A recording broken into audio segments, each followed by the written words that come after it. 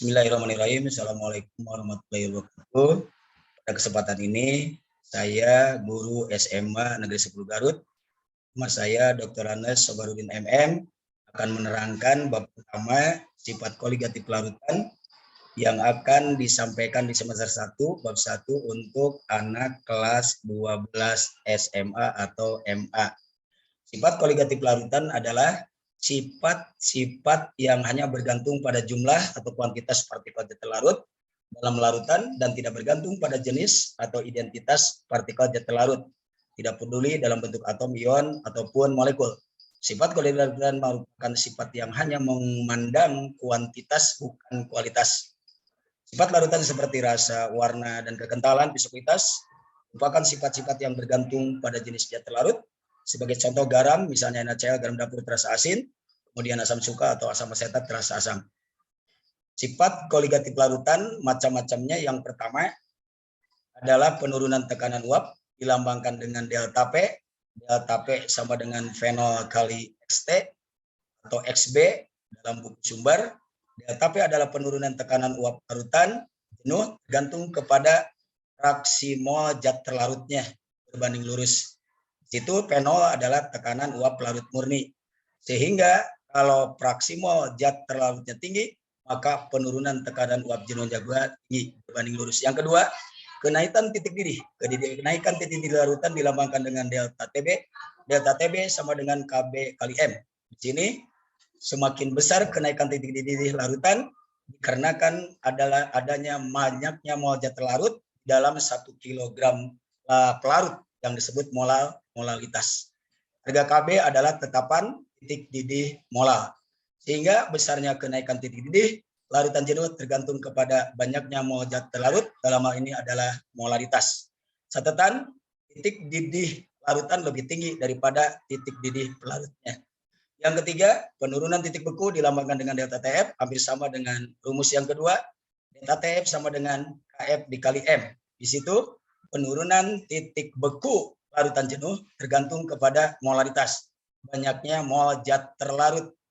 KF adalah tetapan titik beku molar. Semakin besar penurunannya diakibatkan semakin besar pengaruh dari mol zat terlarutnya. Catatan, titik beku air, contohnya misalnya 0 larut, maka titik beku larutan akan di bawah 0 derajat Celcius. Yang berikutnya, nomor 4, sifat koligatif larutan adalah tekanan osmosis.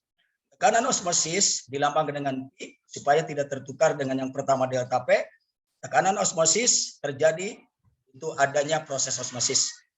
Proses osmosis terjadi, maka ada gaya yang menahan supaya molekul-molekul dalam hal ini pelarut air melalui selaput permeabel tidak memancar atau seperti fotosintesis, molekul air sampai di daun tidak memancar. Artinya ada gaya yang menahan di situ. Ada gaya yang menahan. Gaya yang menahan proses osmosis itulah yang disebut tekanan osmosis. Maka dirumuskan oleh ahli fisika, I sama dengan MRT.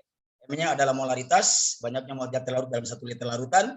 R-nya adalah tetapan gas yang harganya 0,082 dan T-nya dalam derajat Kelvin. Di situ dari poin 1, 2, 3, dan 4 bisa disimpulkan seperti di pengertian sifat koligatif larutan. Sifat koligatif larutan yang keempat ini dipengaruhi oleh banyaknya zat terlarut. Dalam hal ini nomor 1 adalah fraksi mol, banyaknya mol zat terlarut. Nomor 2 dan nomor 3 adalah banyaknya mol zat terlarut dalam 1 kg pelarut yang disebut molalitas. Yang keempat adalah tergantung kepada banyaknya mol zat terlarut dalam 1 liter larutan yang disebut molaritas. Sehingga bisa disimpulkan sifat-sifat koligatif larutan yang poin 1, 2, 3, dan 4 itu andasnya itu dipengaruhi oleh banyaknya mol zat terlarut. Cukup sekian dari saya menyampaikan secara global dari 4 sifat koligatif larutan tersebut.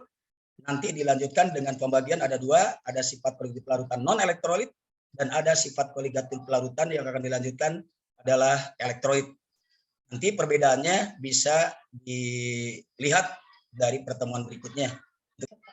Ya, untuk itu cukup sekian pembahasan untuk SKL atau sifat koligatif larutan non elektrolit. Kita lanjut dengan sifat koligatif larutan elektrolit. Mudah-mudahan kita dapat ketemu lagi. Saya ucapkan terima kasih. Assalamualaikum warahmatullahi wabarakatuh. Terima kasih.